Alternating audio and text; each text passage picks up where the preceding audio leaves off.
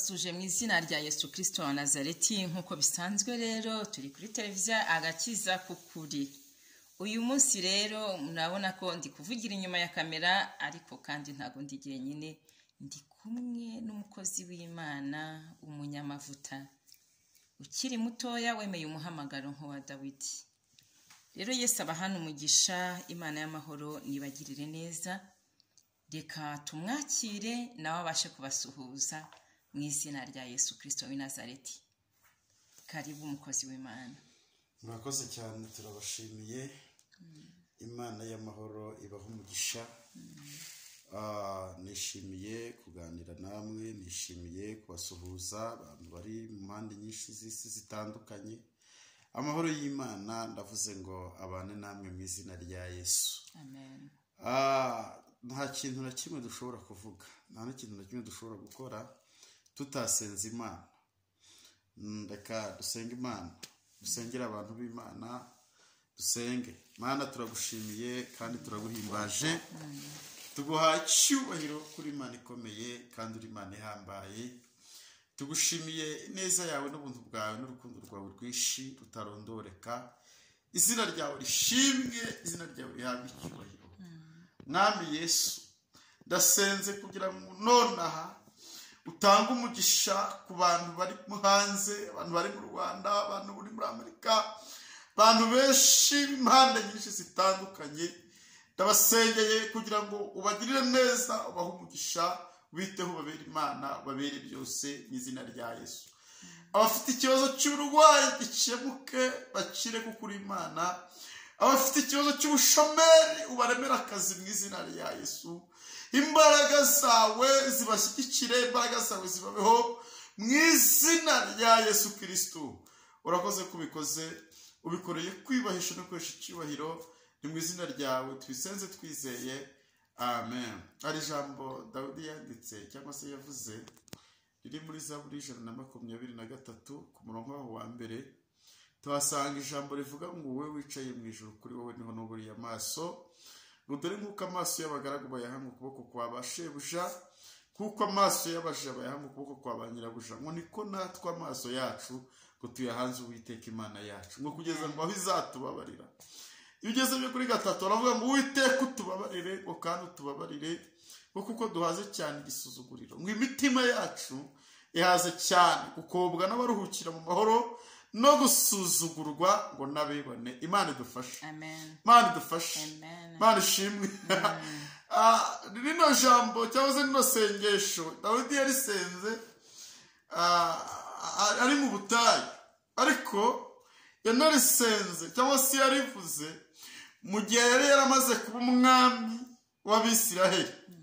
Iri jambo yarivuze, iri sengesho yarisenze Sawuli agihari.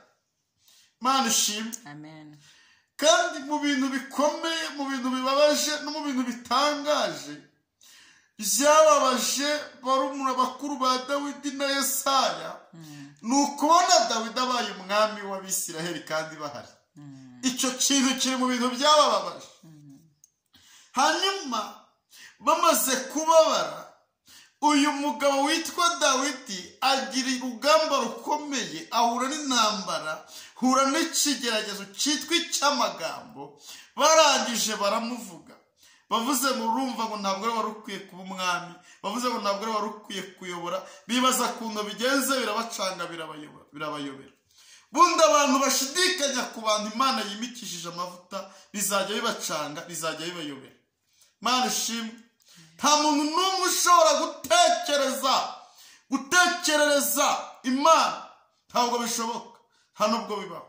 Imana niyo idutekerereza, kandi niyo yadutekerejeho mbere yuko abantu badutekereza. Imana ishimwe, Imana ihimbaje. Ikindi cya kabiri, umuntu wese bavuga anteze amatwi, ahantu yaba ari hariho hose, bitewe n'igihe arimo cyangwa se bitewe n'aho ageze, bakamuvuga, ndagira ngo nguhumurize, mpumurize umutima wawe, nkubwire ngo mbere yuko abantu bavuga, Imana yabanje kuvuga mbere yabo. Imana ishimwe. Imana yavuze ko uzabaho, Imana yavuze ko uzakura, Imana yavuze ko uzakomera, Imana yavuze ko uzaba umuntu udasanzwe, Imana yavuze ko izasohoza amasezerano yawe. Imana ugutwi gufiteho umugambi mwiza.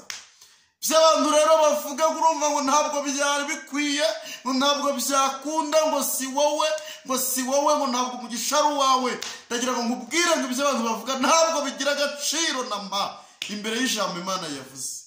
Ikintu Imana yavuze nicyo kigira ububasha, ikintu Imana yavuze nicyo kigira imbaraga kurusha ibindi bintu byose biriho kuri iyi si ya Nyagasani. Haleluya, amen. Uyu mugabo Dawidi ahura n'ikigeragezo cy'urugamba cyo kuvugwa. Bundi ibigeragezo ni byinshi, kandi abantu b'Imana cyangwa se abakirisitu, abakiranutsi bakunda guhura n'intambara. Bafite amashuri biga, bafite ibigeragezo bacamo, ariko nimba ari ikigeragezo gisharira kurusha ibindi, mwene data wondeza amatwi inshuti y'umusaraba, ni ikigeragezo cyitwa icy'inzara.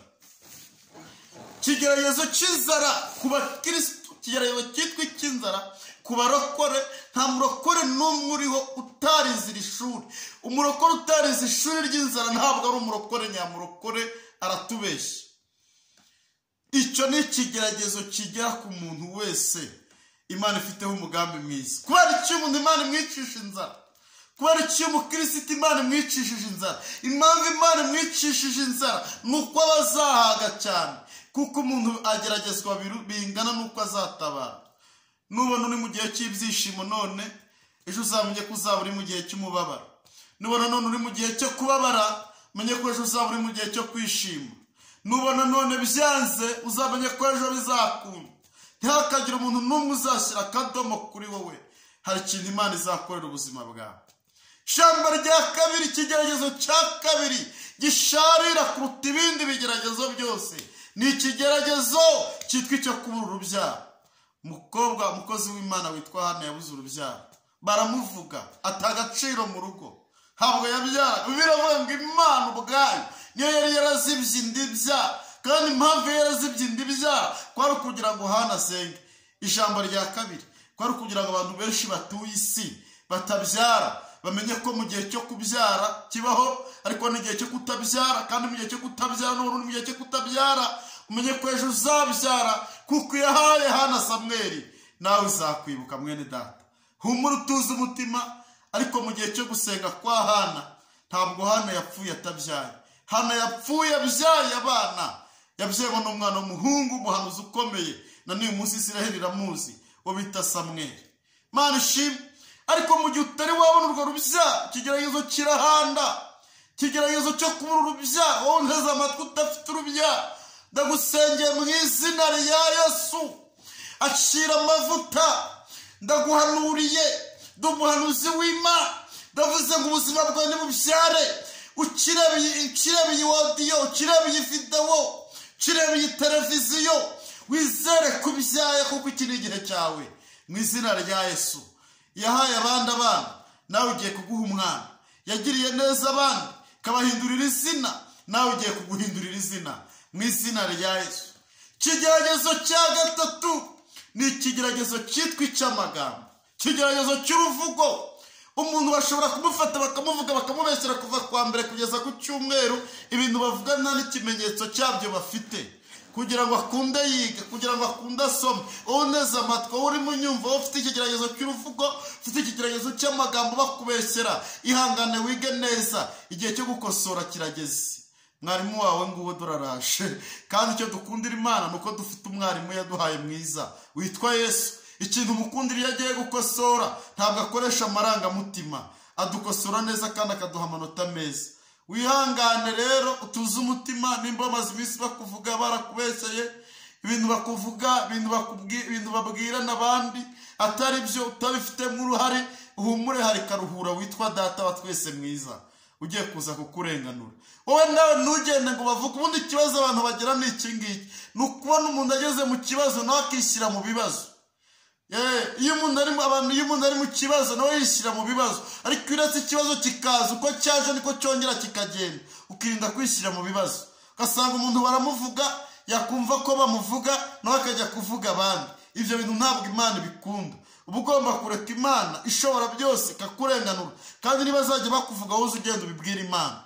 Niryo rino jambo twasomye riri muri Zaburi 123 rivuga ngo nuko Dawidi ngo arangije arasenga. Asenga ngo iki? Avuga ngo iki? Yabwiye Imana iki? Dawidi yaravuze ngo wowe wicaye mu ijuru, ngo kuri wowe niho nuburiye amaso, ngo nkuko amaso y'abagaragu bayahanga ukuboko kwa ba shebuja, ngo niko natwe amaso yacu ngo tuyahange Uwiteka Imana yacu, ngo kugeza ngo ubwo izatubabarira. Imana ishimwe, Imana ihimbaze. Uyu mugabo naramukunze cyane, yahise abwira Imana, arayibwira ngo dore umugaragu wakoze neza, iyo ukwezi gushize. Aragenda akabwira shebuja, akamubwira ati databuja, ukwezi kwashize, none ndifuza ko wampemba. None wowe wakoreye ndi, ninde waguhamagaye? Ubundi ikibazo abantu bagira nuko bataza wabahamagaye, bibagiye umuntu wabahamagaye, kandi wabahamagaye ni Imana. Kandi umuntu wahamagaye umuntu akamwangasha akamuha akazi, numenye uko amuhemba. Kandi Imana yacu ihemba neza, ntabwo yambura. Nimuhumure bene data, Imana ishimwe. Nimba umugaragu ukoreye shebuja, iyo ukwezi gushize muhemba, ndagira ngo mbabwire, cyangwa ndagira ngo nkubwire ngo wowe wakoreye Imana, Imana ikiri igihe nawe ugiye kuguhemba. Kandi ikintu nyikundira, Imana ihemba neza, ntabwo yambura. Imana ishimwe. Nta muntu n'umwe wakoreye Imana, nta muntu n'umwe ukorera Imana, nta muntu n'umwe wo mu bihe by'Imana, nta muntu n'umwe uvugira Imana, Imana itagihemba. Ndagira ngo nkubwire ngo Imana izaguhemba iby'agaciro, ikiruta ibindi byose, izaguha ubugingo buhoraho. Icyo nicyo twahamagariwe. Nta kindi kintu cyatumye Imana iduhamagara, nta kindi gituma dukorera Imana. Ikintu cyatumye Imana iduhamagara ni ukugira ngo twezwe, ni ukugira ngo tubabere, hanyuma nyuma yo kwezwa no gukiranuka duhabwe ubugingo buhoraho. Ibindi byose bizaza ari inyongera. Imana ishimwe, Imana ihimbazwe. Arangije aranavuga ngo kandi n'umuja nawe, dore nk'uko abaja, nk'uko umuja iyo yakoze ukwezi iyo gushize, nta handi ajya guhembesha, aragenda akabwira nyirabuja, akamubwira ngo mabuja, akamubwira ngo dore ukwezi kwashize mpemba. Kandi nyirabuja iyo umukozi yamukoreye neza, nawe amuhemba neza. Imana ishimwe. Ageze kuri gatatu yavuze ngo Uwiteka utubabarire, ngo kandi utubabarire, ngo kuko duhaze cyane igisuzuguriro. Yavuze ngo imitima yacu ihaze cyane, ngo gukobwa n'abaruhukira mu mahoro, ngo ndetse no gusuzugurwa ngo n'abibone. Harimo ijambo rivuga ngo ibintu wahaze, Imana nayo irabihaze. Ibintu warambiwe, hari igihe Imana igishyigikira akanwa kacu, hari igihe Imana igifata icyemezo kingana n'icyemezo natwe dufashe. Ahangaha biravuze ngo uko umuntu wese yizeye, uko umuntu angana niko Imana imugirira, uko icyo umuntu ashaka nicyo Imana imukorera. Ahangaha mu gihe cyo kugira ibintu wanga, Imana nayo irabyara. Mu gihe cyo kugira ibintu usezere, Imana nayo irabisezerera. Mu gihe cyo kugira ibintu utesha agaciro, Imana nayo ibitesha agaciro. Ubundi ikabohora ubuzima bwawe bukabohoka, ikagukuraho igisuzuguriro. Ugasanga abantu bafite igisuzuguriro cy'amadeni, bafite igisuzuguriro cy'ideni, kiri gihe cyo kugira ngo Imana irangize iryo deni. Ufite igisuzuguriro cy'ubushomeri, kiri gihe cyo kugira ngo uhabwe umugisha w'akazi. Ufite igisuzuguriro cyo kwangwa, kiri gihe cyo kugira ngo ukundwe inshuti y'umusaraba. Ufite igisuzuguriro cyo gukora ariko ntibigende, iki ni igihe bigiye kugenda mu izina rya Yesu. Ufite igisuzuguriro cyo kudashaka, umaze imyaka myinshi uri iwanyu, iki ni igihe data agiye kugutereka mu rugo rw'umugisha, iki ni igihe data agiye kukubakira. Ugasanga abantu barabazinze, kiri gihe data agiye guca izingo ku buzima bwawe. Ugasanga umuntu amaze imyaka 50-60 mu bukode, ntabwo abasha no kuboniye, kandi ufite amasezerano warasenze, imisozi yose wayisenzeho, abahanuzi bose bakugezeho baragusenye, ariko byaranze. Iki ni igihe data wa twese agiye kukwiyereka, ubundi akakubakira, nawe akaguha inzu, akakuremera gakondo. Mu ijambo rivuga ngo nuko Kalebu ahabwa umusozi witwa Heburoni, ngo haba gakondo yiwe mu izina rya Yesu. Nubwo yaragize imyaka 85, ntabwo byatumye Imana idakora. Imana ishimwe. Kino gihe Imana igiye gukora ku buzima bwawe, reka gusengera Imana. Wowe warundeze amatwi, wowe waruri kunyumva, uhumure, utuze umutima wawe, wizere kandi ukiranuke. Ubu mukristo mu ijambo rivuga ngo hari umuntu udakurikiza imigambi y'ababi, urizirikane, Imana izakugirira neza. Nyemerera gusengera Imana. Mana mu izina rya Yesu, Mana ifite imbaraga nyinshi, Mana ifite ubutware n'ubushobozi, Mana y'icyubahiro cyinshi no gukora ndetse no gukomera. Imana itareba nk'abantu, Imana idakora nk'abantu, Imana igirira neza abayo, Imana ishyigikira ijambo ryayo. Sengera uyu muntu Mana uteze amatwi, sengera uyu muntu wanyumvaga, kugira ngo umwiyereke muri byose, waze kwifuza k'umutima we umunezeze, kuko uri Imana inezeza.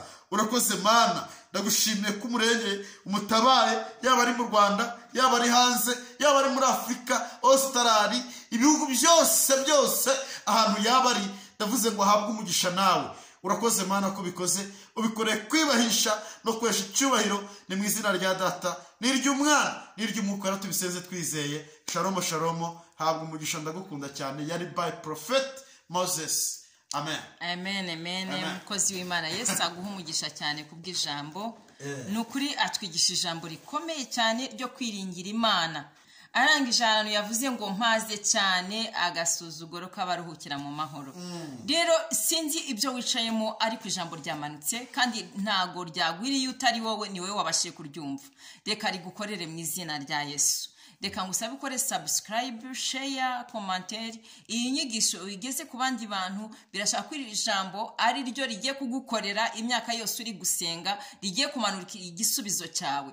Birashaka ko iri jambo rero rigiye kuguca inzingo zose bakuroze. Birashaka ko iri jambo rigufungurira amayira yari yarafunzwe n'umwanzi Satani. Rero ryumve kandi uryizere, nzi ko Imana ariyo kwizerwa ku ijambo ryayo. Shalom shalom. Ni Pastor Josiane, mu izina rya Yesu Kristo. Amen.